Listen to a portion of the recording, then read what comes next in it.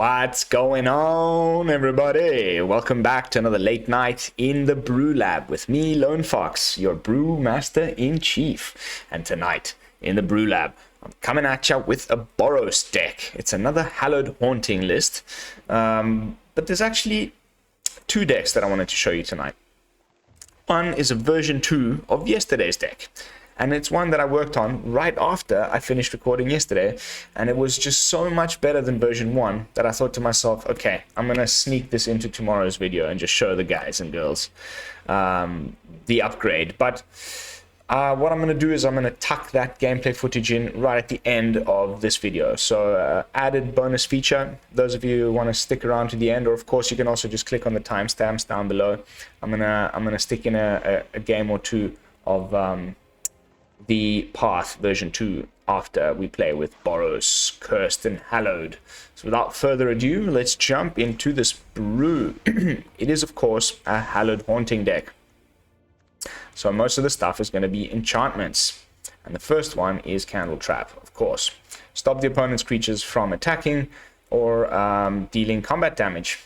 Great, and it's an enchantment, so of course it triggers our Hallowed Haunting. Then we're running 3 copies of Curse of Silence. The meta is very predictable right now. If you've been playing Standard at all, you'll know pretty rapidly what deck you are facing by the time the opponent's had 1 or 2 turns. Then you can play Curse of Silence, name a card that you wish to tax the opponent from casting. I usually don't sacrifice this thing when the opponent does eventually cast that card. I'd rather leave an enchantment on the board to arrive at the 7 required to give our creatures flying and vigilance than just drawing a card. And also maybe a continued tax effect throughout the game can be pretty cool. So what I've been doing with Curse of Silence is picking those cards that are sort of more glue cards in the deck rather than the bombs. Like instead of just picking Alrund's Epiphany and stalling that out for a couple of turns, it's not really going to change much. Whereas if you name Expressive Iteration, every time that they want to do their little hand restock, it costs them an additional 2 mana. That can be pretty annoying throughout the game. So that's what I mean by glue cards.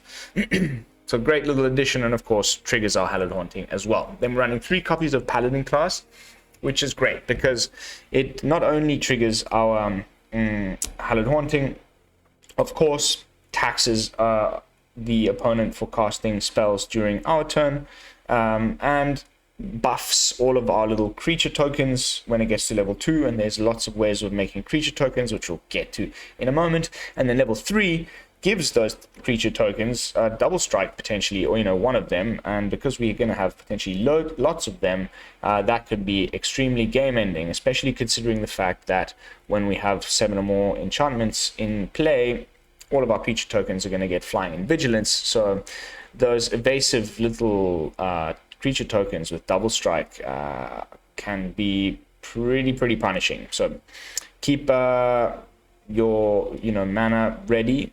When you have an empty turn, dump it into your Paladin Class.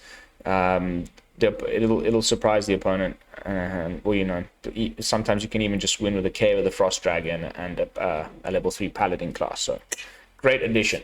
Then we did need more removal than just stopping the opponent's creatures from attacking. So of course, in a deck that focuses on enchantments, you wouldn't not play at least 3 borrowed times. I've opted for the full play set because they are my favorite. Actually, I prefer this card to Skyclave Apparition any day, and of course in this deck it makes perfect sense because it will also be triggering our Hallowed Haunting. I need to stop saying that about every single card because that's what they all do except for Doomskar. So next up, wedding announcement. At the beginning of end step, put an invitation counter on wedding announcement. If you attacked with 2 or more creatures this turn, draw a card. Otherwise, create a 1/1 white human creature token. Then, if wedding announcement has 3 or more invitation counters on it, transform it. So, second Anthem effect and first token factory. First human pooping machine. Every end step, for the first 3 turns that it's in play, if you don't attack with 2 or more creatures, instead of drawing a card, you'll poop out the human token. I most often go for the pooping out of the human token than the card draw, because I want as many little things coming up the board as I can get. And also because once we go really wide, the plan is to cast a Curse of Hospitality, which is one of the main reasons for splashing red in this mostly white Hallowed Haunting deck. Curse of Hospitality, what a card. Kind of slipped below my radar. This thing is an enchantment or a curse, which of course triggers our Hallowed Haunting, but you enchant player, so you enchant the opponent. Creatures attacking enchanted player have trample, so all of our creatures gain trample. Whenever a creature deals combat damage to enchanted player, that player exiles the top card of their library. Until end of turn, that creature's controller may play that card, and they may spend mana as though it were mana of any color to cast that spell. So the type of text that you're used to seeing on Dimir cards, that you steal the stuff from your opponent's library or from their hands, things like that. This is on a red card, which is great. Essentially, every one of our creatures that manages to get through for damage, for each one of those creatures, we exile a card off the top of the opponent's library, and we can cast those cards with our mana. Doesn't matter what color it is. So really, really cool. And because we have potentially these little tokens that we're pooping out every turn, the humans from Wedding Announcement, the Spirit Clerics from Hallowed Haunting, and the human tokens from Stensia Uprising, which I'll get to in a moment, that's a lot of little tokens they could potentially be getting. +1/+1 from Paladin Class, +1/+1 from Wedding Announcement, Flying and Vigilance from Hallowed Haunting, and Trample from Curse of Hospitality. And one of them could get Double Strike from Paladin Class. So like, lots going on there. If you can get to that point where you've gone really wide and all of your little tokens have Flying, Trample, Vigilance, and you have Curse of Hospitality in play, it's hilarious. And that's kind of the combo cool, like going off finisher that we're trying to go for in today's gameplay footage. Hopefully we can see it happen. It's hilarious. Next up, the main card of the deck. I don't think I need to reintroduce this one again. It's already the second brew that we've done in the last couple of weeks with this card, but I'm just having so much fun playing with it. I couldn't help myself. Next up, Stensia Uprising. This is another new addition that I haven't seen many other people playing with at all, actually. It is, of course, an enchantment, which fits the whole theme of the deck, and at the beginning of your end step, you poop out a 1/1 red human creature token. Then, if you control exactly 13 permanents, you may sacrifice Stensia Uprising. When you do, it deals 7 damage to any target. Same like with the Curse of Silence, I often don't sacrifice it to do the 7 damage, but just keep that in mind. It is a thing that it can do. Of course, permanents, that counts lands, tokens that you have in play, and anything. So more often, what is the case is I go well past the 13 required to sacrifice this thing, but I'd rather have an enchantment in play that's pooping out a human token every turn than having it deals 7 damage to any target. However, if you've gone well past the 13 permanents because you've got lots of creature tokens, and then your opponent sweeps the board, but you've already attacked him down quite a bit. Let's say he's on 7 health, for the sake of this example. From the following turn, after the sweeper, you'll start pooping out little tokens again. And at that point, keep track of how many permanents you have. Fortunately, the card will show you a little tracker on it in-game. And then you can reach 13, sack it, and do the last 7 to their face. So pretty cool. But mostly it's in here as a human creature token factory, which will, like I said, potentially come out as 3/3s with Flying, Trample, and Vigilance. So yeah, pretty sweet. Next up, of course, Showdown of the Skalds. The main reason to splash red, other than Curse of Hospitality. You guys know me, I love this card. It's our way to regain card advantage, restock with options, put some counters on creatures And of course, it is also an enchantment which will trigger Hallowed Haunting. And last but not least, in every one of these Hallowed Haunting lists, I've felt the need to run at least one sweeper. I did initially have Burn Down the House in here, but I've just replaced it and put in Doomskar because it can be cast on turn 3. Some of these aggro decks are just so quick. And with this type of like slow roll, poop out creature tokens, removal via borrowed time and Candletrap, they can oftentimes get underneath you if you don't have a sweeper handy. So that's the reasoning behind a full play set of Doomskar. Then the mana base, we do have a couple of caves, some basics, one den, some pathways, 4 of the new chill lands, and 2 Field of Ruins to deal with opponents' creature lands. And that's the deck. Pretty funky. I really hope to get that Curse of Hospitality thing to go off. Anything else I think I need to add? No. Let's jump into some games. At this point in my videos, as usual, is when I like to do a tiny little bit of self-promotion. So if you have not subscribed to the channel yet, kindly consider doing so. We are well on our way to 500 subscribers, at which point a giveaway will be triggered. I'm giving away a bunch of cosmetics. I still have to actually buy the stuff to give away, but all I can tell you with certainty is that it's going to be my biggest one yet. And if you want to take part, you will need to be a subscriber. So hit that button. Of course, don't forget to do all that other good YouTube stuff. If you could be so kind, leave a comment, hit the like button, and hit the bell icon if you want to be notified of future daily uploads. All right, a bit slow on the lands, but that's kind of the nature of the deck. But we do have a nice little bit of removal. We do have the main card, and we do have some restock ability. Oh, that's a pain when it does that. Oh well. Turn 3 tap land is punishing. Okay, foretelling, typical unranked queue shenanigans. We play Boros, opponents playing Boros. It's got Chandra sleeves, maybe it's some burn deck.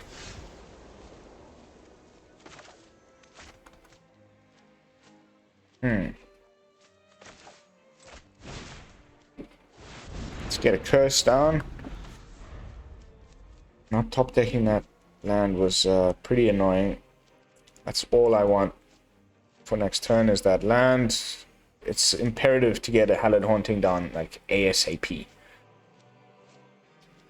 Because that turn when it hits the board is just an empty turn. Nothing happens. It just comes down and that's it.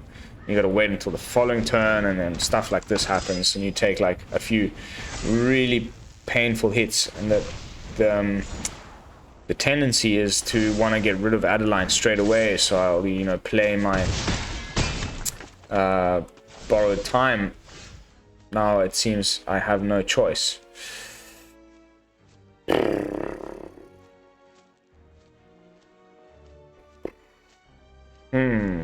Well, we could to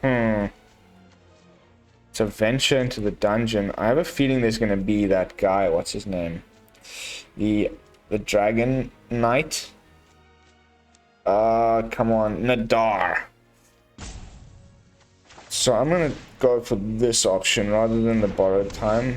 Hurts me to do it because these would be triggering my Hallowed Haunting, but just not top decking that 4th land was absolute disaster.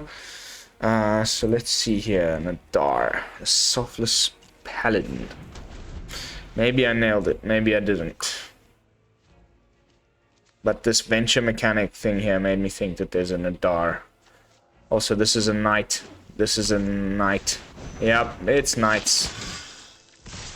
Boros knights. Okay, we've got the land, but I don't think we can survive another turn. So we Doomskar now. Oops. Bit of a breather.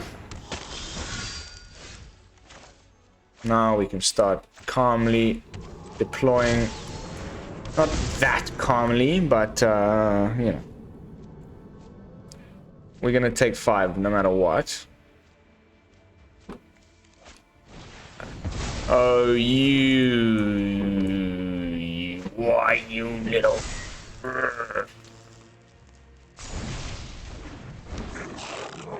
That is nasty. Nasty, nasty rip apart.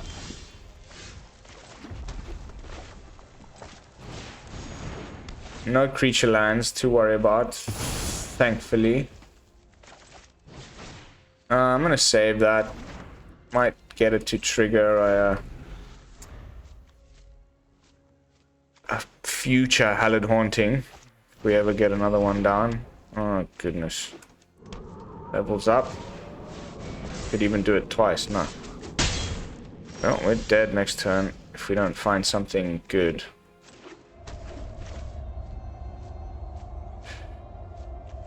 So, what I would need off of this, because he's just going to level up the Paladin Class and swing in with a dual striking gobbo. So now, if we block with our cave, we die. But so does the gobbo. Or we Showdown of the Skalds and hope to find either Candletrap, Borrowed Time, or we're just dead. I think we have to go for option number 1 there. It's too risky. If he has anything with haste, no. Okay.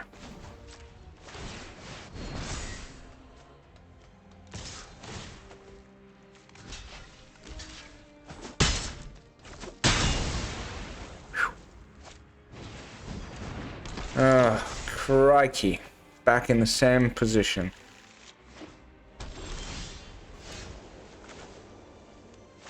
This time we have to do the... Yes! Candletrap. Woo! Woo! Guys.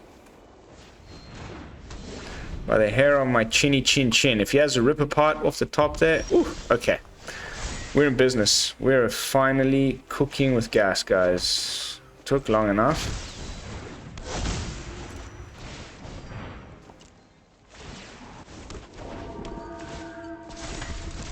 And they got flying, because we got 7 little duties. Oh, no way, guys. Oh my god, a hasty trampler off the top.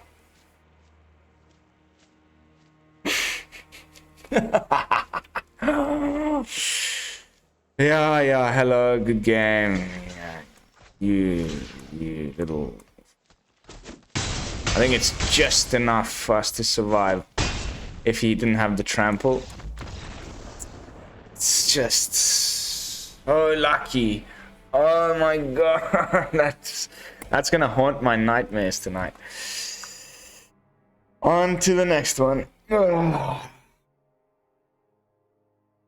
Unbelievable. What a top deck opponent. Hasty Trampler. The only thing that could have won in the game. We were about to just go crazy next turn. Oh, no use crying over spilt milk. We roll with the punches in the BrewLab. We roll with the punches. Onwards and upwards. Never give up, never surrender. And all those other lovely adages.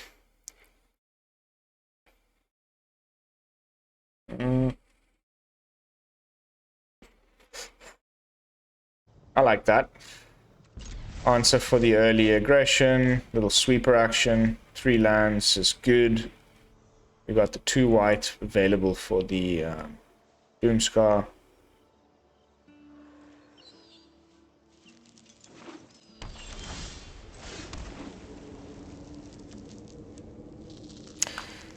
Oh.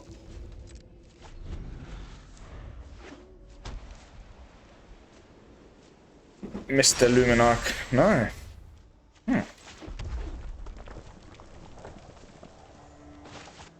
Right back at you, bro. I mean, the only real things mono white foretells is Doomskar, right? Okay, it's not mono white. So it's either the angel thing.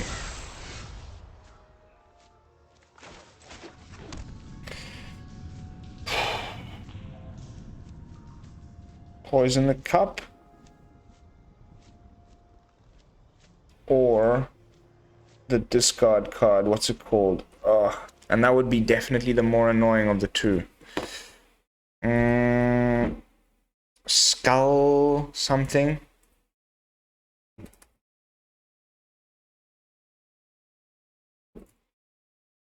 Just doing a quick Google. There it is. Skull Raid. Yes, yes, my bad.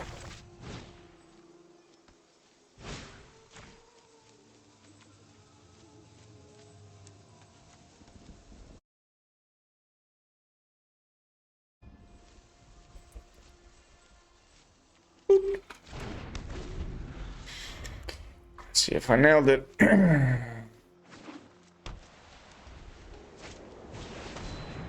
Not even close. It's probably another one.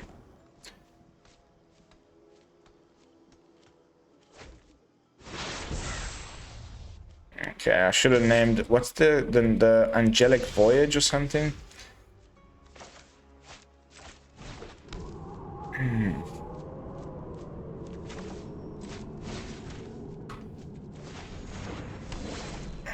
Let me do a quick Google search for that one too. Always Starnheim Unleashed. If I get another Curse of Silence, it's going on Starnheim Unleashed.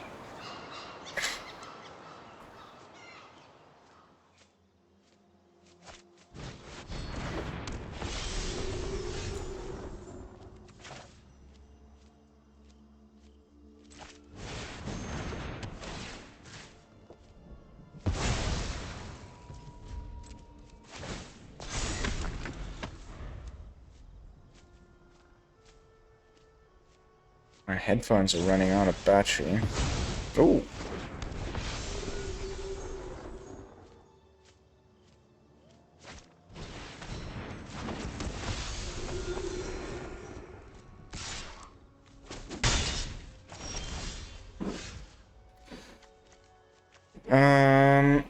I think it's time for a bit of a scarring, isn't it?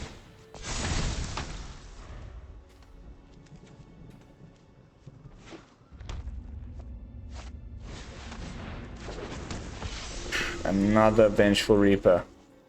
3 in a row.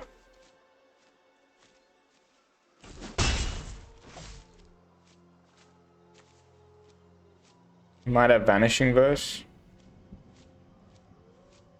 It's my thinking. No?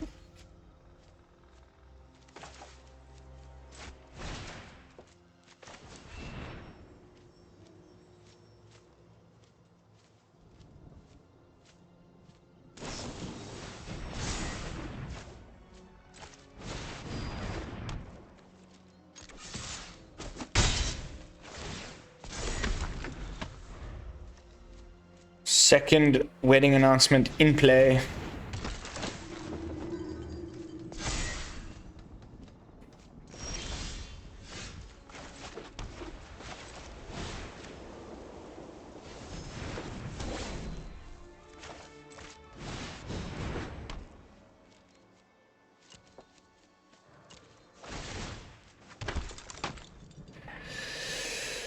No.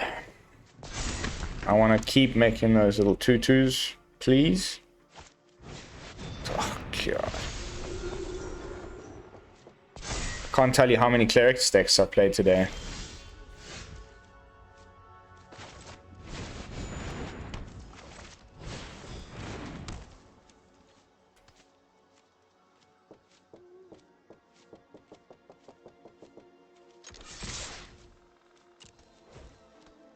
Let's draw a card off of the announcement. Both of them. It's 2 cards. And, you know, just keeping the opponent off of that. 27. Ooh, great top deck. Absolutely great top deck there. Oh, oof, oof. That's scary. That's really scary. Liaisa is a humongous problem that I have no idea how we're gonna solve.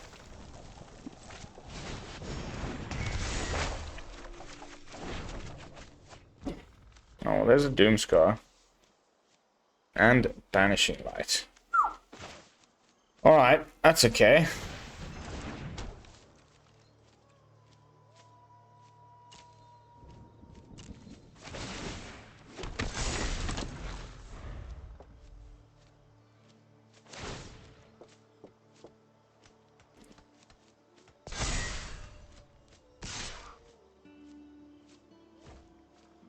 Do we just Doomskar the board? Like, attack and then Doom? Or do we play the Curse? No, I think we just have to Doom this because of the freaking huge Righteous Valkyrie.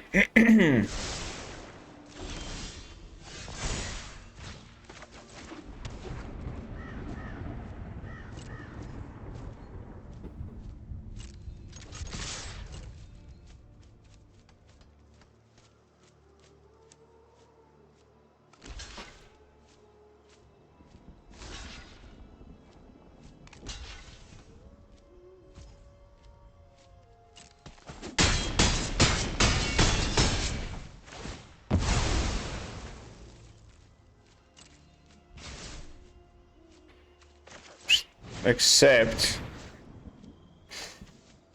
he will get those back because of the Liaisa. At least the Liaisa will be gone. I think probably the better option would have been to borrow time the Liaisa, but he might have had enchantment removal.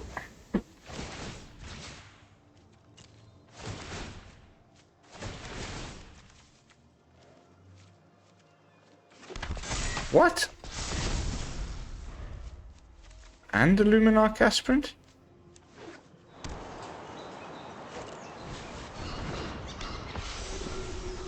Okay. That wasn't supposed to happen. I'm fairly certain.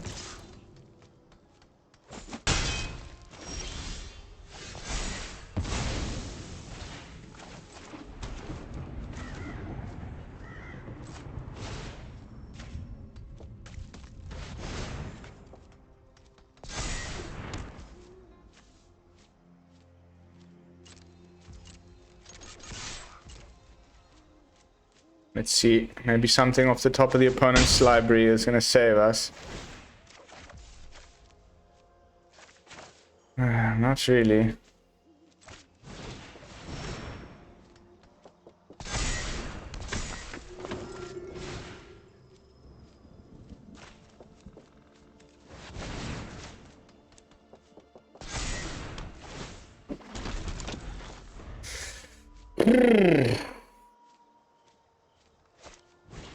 We're not dead yet.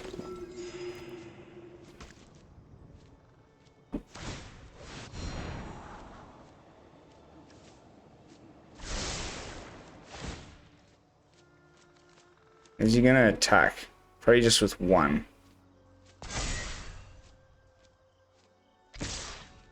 Both? Oh, come on, man. Why? Why, man?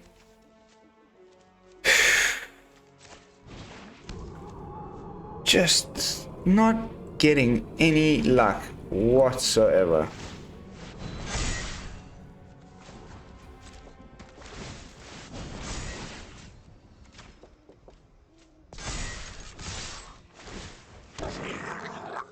But that ought to do it.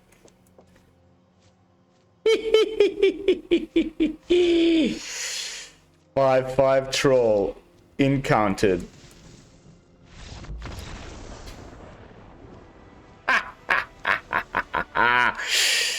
Never give up, never surrender, lads. A 7-6 the moment it came into the battlefield. Very nice victory there. I thought he had us there for a moment. A little bit of a redeemer. on to the next one. Round 3. Fight all. If the server would just, you know, get its shit bleep, get its bleep together.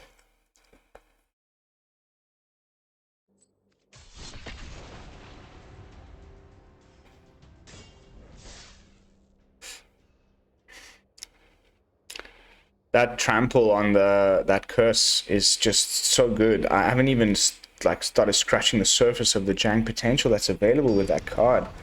Like, I'm blown away. Like, there's still so much that we could do. That'll fit into plenty of shells.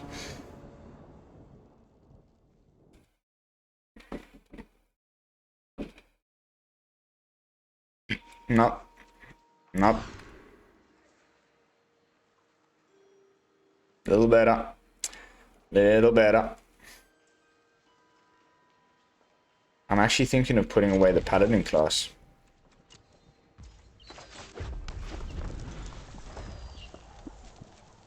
You saw how good these things were last game.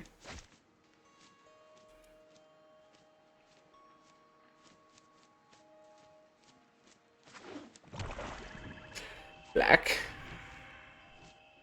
Black with Tiamat sleeves.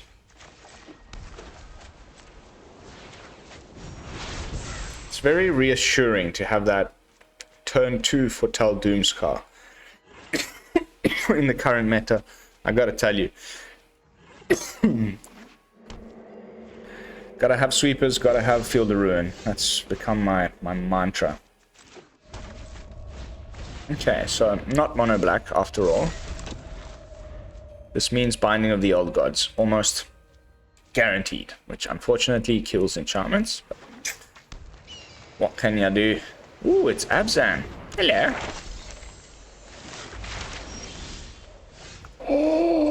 Oh yes. Now we are talking, baby. Oh, we are just cooking. If they don't have enchant... I mean, he's got it right there. Why am I so stupid? Why am I so stupid? Why don't I pay attention? But that's okay. I mean, if he had it, he had it. It was going to happen anyway. I wasn't about to just, like, leave this in hand because he had that. He might have ended up using it on something else. So we'll never know. Double draw. Boom, boom.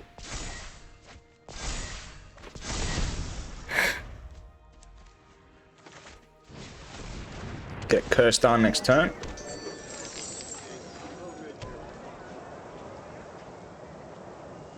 Abzan counters.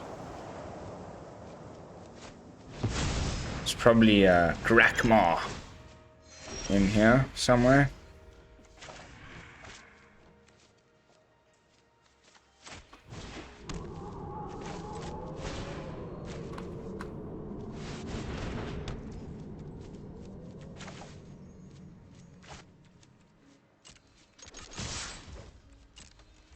Let's see what you got. Top of the library.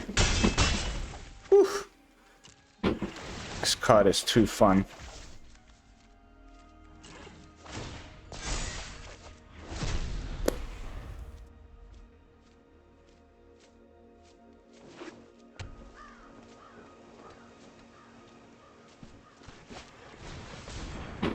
Okay.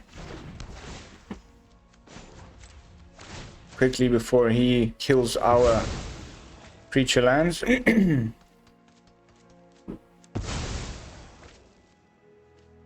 go for red. We've got a backup field anyway, which is why I did that.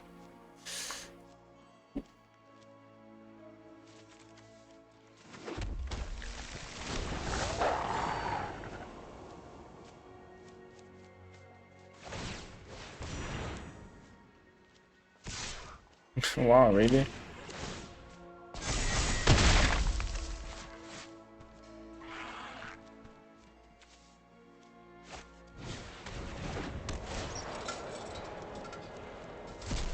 Okay. Cool. It's enough land now. Thank you very much. Thank you very much.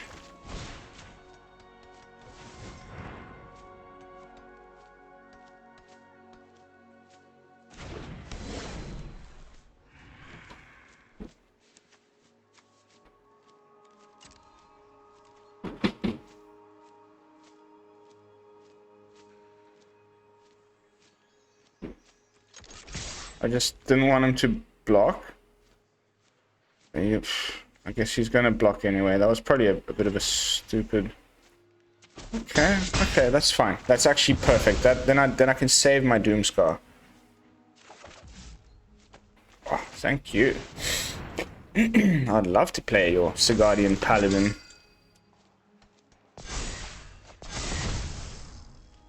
That is now a 6/6. Lovely.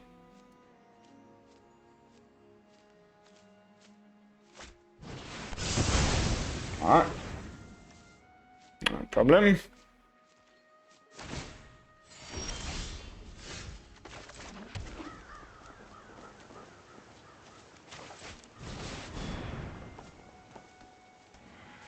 That's going to be a 3/3 every turn.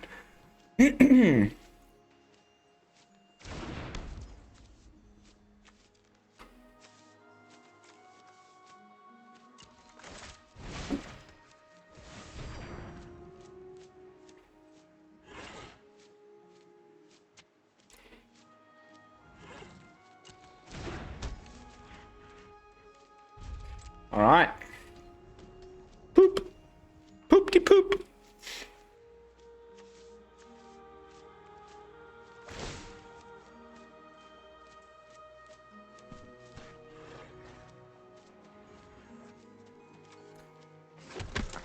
Cute.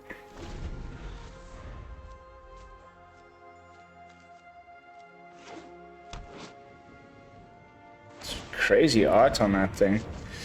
Okay, he's digging. He's digging.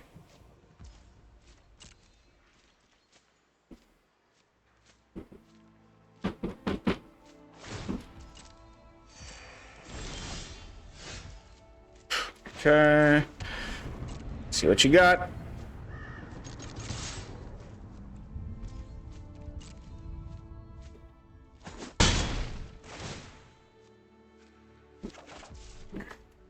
Pathway. Psh.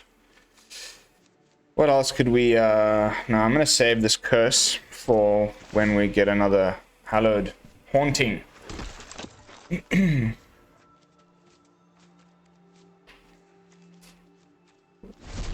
We're doing just fine the way it is with the Stensia Uprising. Ooh. Wasn't expecting you. I certainly wasn't expecting two of you.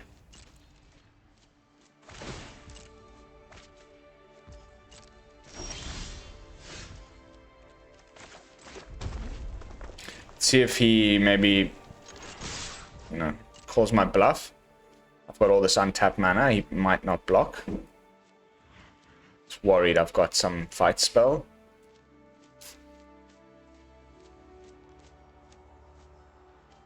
I'm anyway gonna follow it up with a Doomskar. Sure.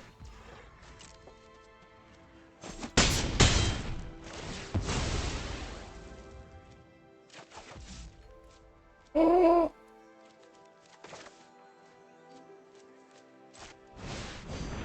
I got mana for both. That's just too good. Thank you. I'll take that. That is a 8/8.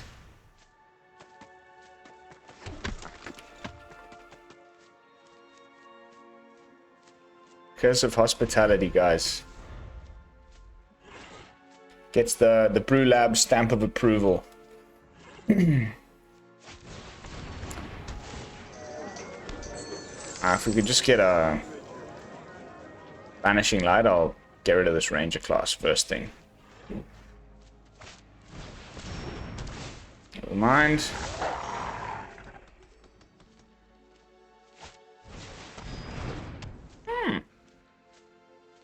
And it's got his own little wedding planned.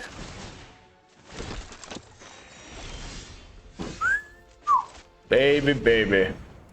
Just what I like to see.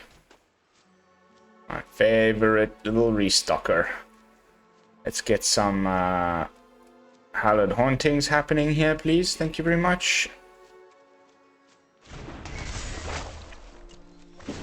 Double triggers because of the Vorinclex. Oh, that is sweet. We get to immediately cast this stuff.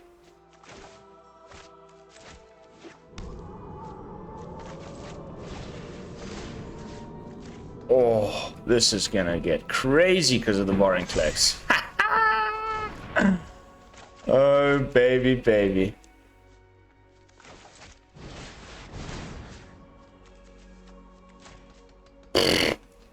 Watch this.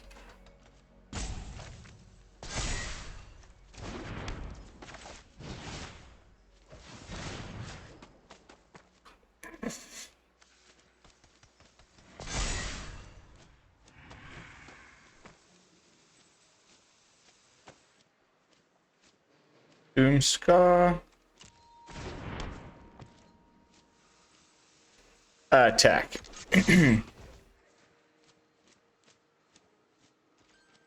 Any point in blocking at all? I mean, they got trample. Sure. One less point of damage. Oh, it's completely useless. The crazy thing is when you have multiple Curse of Hospitalities and multiple attackers, you basically just mill the opponent that way. Boom, boom. Double Stensia.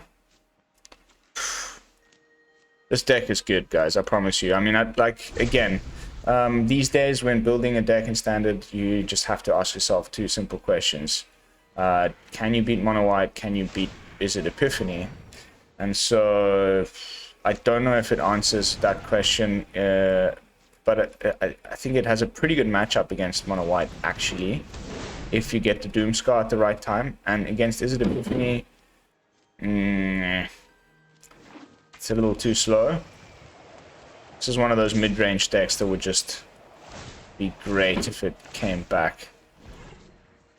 Sorry, no counters because of Vorinclex. I've just turned your own Vorinclex against you, mate.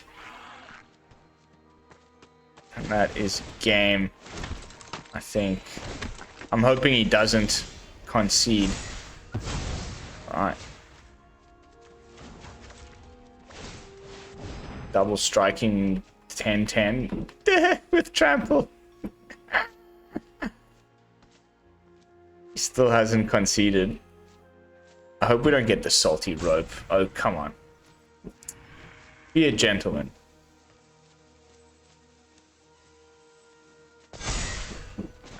That's a good laddie. And we got the mana.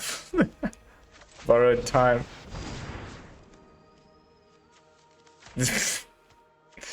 Overkill. No, I'm just being a bit rude. I should have just attacked. And good game, opponent.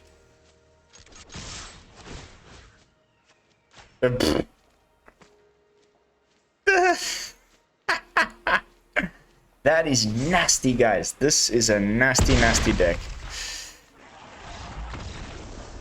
And Curse of Hospitality is just the cherry on top of this Hallowed Haunting thing. Everything gets trampled. You know how good that is. You know how many times I've wanted that in the past. I'm just trying to think now. I think the deck that I really, really wanted to do at one point is mostly rotated out now. But I'm going to be doing some things around that card in the next couple of days. You have got to be sure about that. So keep your eyes peeled. But yeah, we've arrived at the 45-minute mark. So I think I'm just going to leave it at that. Feeling very, very, very happy with today's performance. Couple of really sweet wins. Definitely showcase the deck's potential. No changes whatsoever that I would make in the list. It's perfect just the way it is. I highly recommend that you all download it, copy it, copy paste it. You know, you can either use the copy pastable version in the video description. There's also my Ether Hub link. There's plenty of ways that you can take this deck for a spin, and when you do, I'd love to hear your feedback. But that's going to be it from me for this video. Thank you all so much for watching. Don't forget to like, comment, and subscribe. I will see you all in the next one, and until then, this is Lone Fox from the BrewLab signing out. Peace, y'all.